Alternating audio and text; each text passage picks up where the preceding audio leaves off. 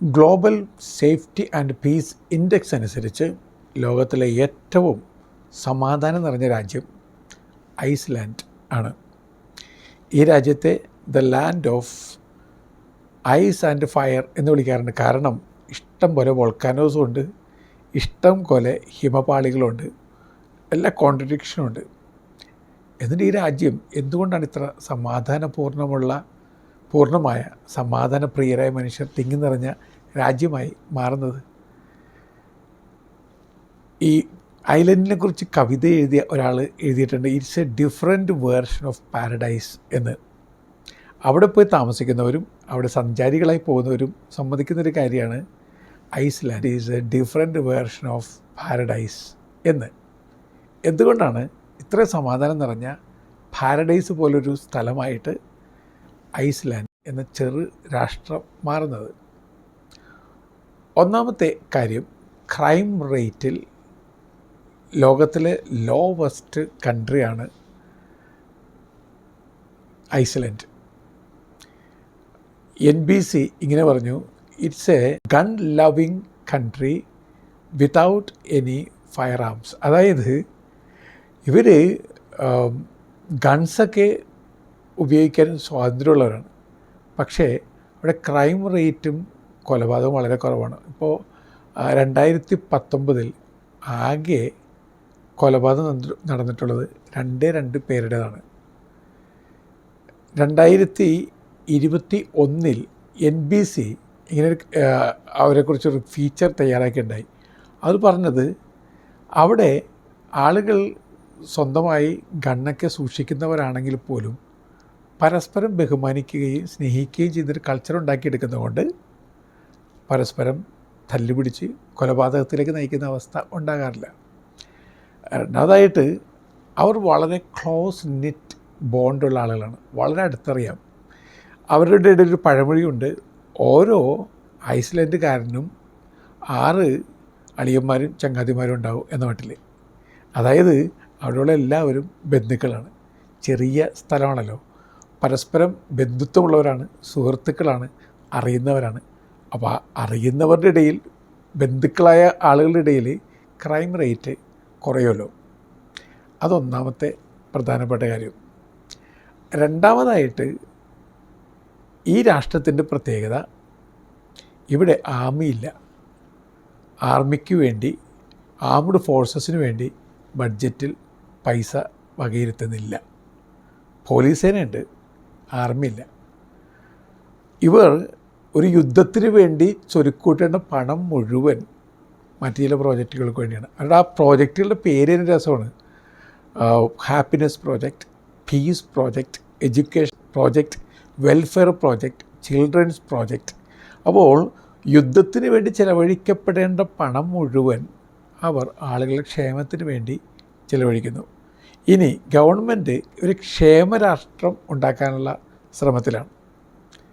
അതാണ് മൂന്നാമത്തെ കാര്യം, ഒരു ക്ഷേമരാഷ്ട്രം, വെൽഫെയർ സ്റ്റേറ്റ്. അത് അവരുടെ മനസ്സിൽ ദൃഢമായിട്ട് ഉള്ള ഒരു കോൺസെപ്റ്റാണ് വെൽഫെയർ സ്റ്റേറ്റ്. അപ്പോൾ വെൽഫെയർ സ്റ്റേറ്റിൻ്റെ പ്രത്യേകതകളായിട്ട് ചുരുങ്ങിയ കാലം കൊണ്ട് ഇവർ അച്ചീവ് ചെയ്ത കാര്യങ്ങൾ എന്തൊക്കെയാണ്? ലോകത്ത് എംപ്ലോയ്മെൻറ്റ് റേറ്റിൽ അൺഎംപ്ലോയ്മെൻറ്റ് ഉള്ള ആളുകളുടെ എണ്ണം വളരെ വളരെ കുറവാണ്. അപ്പോൾ എംപ്ലോയ്മെൻറ്റ് റേറ്റ് ഹൈ ആണ്, അൺഎംപ്ലോയ്മെൻറ്റ് റേറ്റ് വളരെ ലോ ആണ്. രണ്ടാമതായിട്ട് സോഷ്യൽ സെക്യൂരിറ്റി വളരെ കൂടുതലാണ്.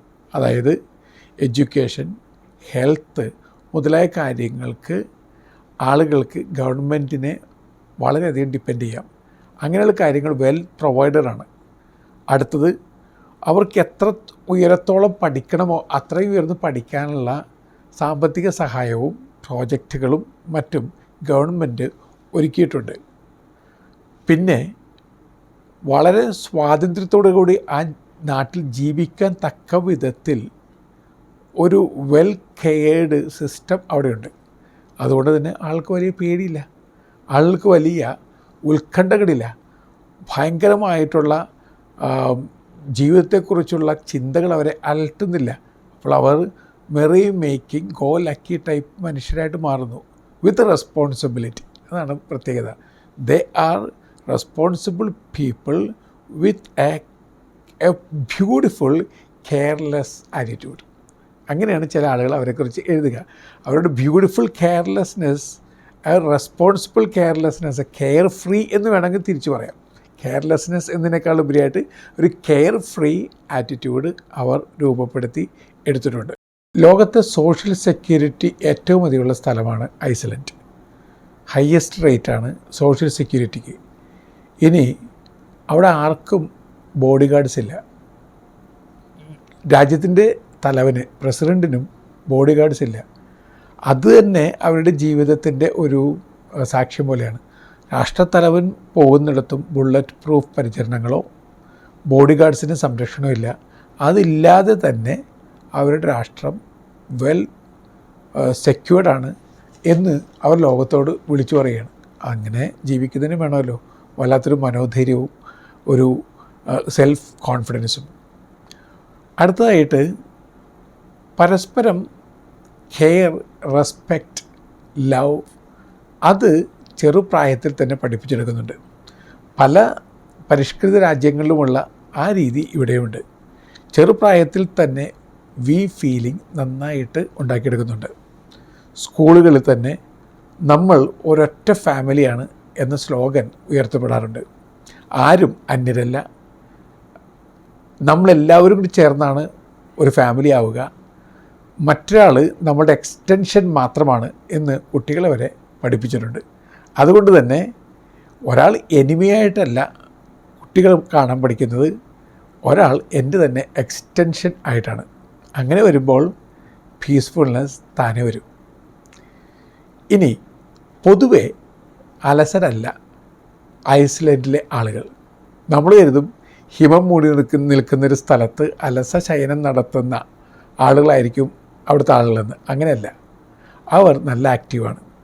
നമ്മൾ അലസരായിരിക്കുമ്പോഴാണല്ലോ പിശാച് നമ്മുടെ മനസ്സിനെ അതിൻ്റെ പടിപ്പുരയായിട്ട് കാണുന്നത്.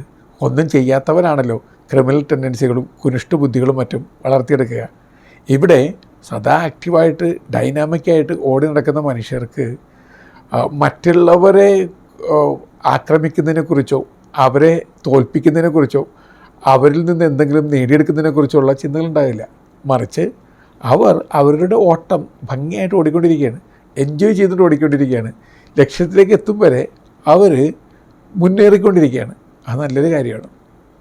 ഇനി ഐസ്ലൻഡിൻ്റെ ഒരു പ്രത്യേകത, മൊസ്കിറ്റോ പോലുള്ള നമ്മെ വല്ലാതെ ആക്രമിക്കുന്ന ജീവികളൊന്നും അവിടെ ഇല്ല.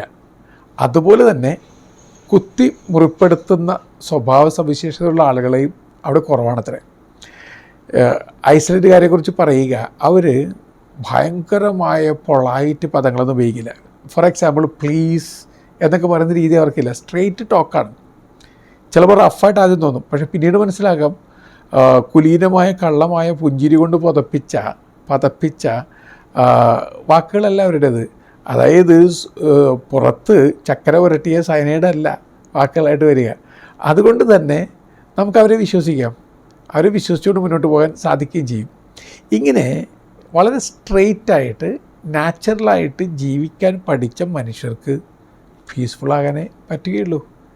അതോടൊപ്പം തന്നെ രാഷ്ട്രത്തെ നയിക്കുന്ന ആളുകൾ കക്കുന്നവരല്ല, മുക്കുന്നവരും പൊക്കുന്നവരും അല്ല എന്ന ബോധ്യമുള്ളത് കൊണ്ട് ആ രാഷ്ട്രത്തലവന്മാരെ അംഗീകരിക്കാൻ സാധിക്കുന്നുണ്ട്. ഈ രാഷ്ട്രത്തലവന്മാരാകട്ടെ ആളുകളുടെ വിശ്വാസത ഏറ്റുവാങ്ങിക്കൊണ്ട് ക്ഷേമ പദ്ധതികൾ ഒന്നൊന്നായിട്ട് നടപ്പാക്കുകയും ചെയ്യുന്നുണ്ട്.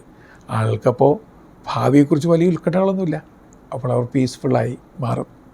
പ്രിയപ്പെട്ടവരെ, ചില രാഷ്ട്രങ്ങളിലെ സമാധാന വഴികൾ നമ്മളൊന്ന് കണ്ടെടുക്കുന്നത് വളരെ നല്ലതാണ്.